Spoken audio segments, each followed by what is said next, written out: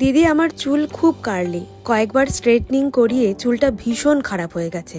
এবারে কি করব যাতে চুলটা একটু ম্যানেজেবল হয়? এইরকম সমস্যা কিন্তু তোমার মতো আরো অনেকেরই হয়, যাদের কার্লি হেয়ার, যাদের চুলটা একটু বেশি ফোলা বা খুব ফ্রিজি হেয়ার। তোমরা খুব সহজেই পার্লারে গিয়ে একটা স্ট্রেটনিং করে নাও।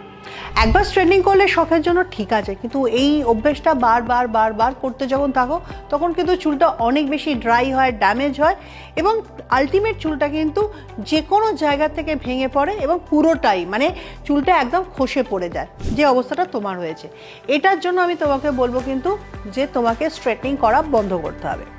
তুমি একটা কাজ করো, তুমি একটা কেরাটিন ট্রিটমেন্ট করো, যেটা চুলের ওপরে একটা প্রোটিন লেয়ার তৈরি করছে, আর তার সঙ্গে এই প্রোটিনটা আমরা চুলের গভীরে কেরাটিন পর্যন্ত পৌঁছে দিতে পারবো।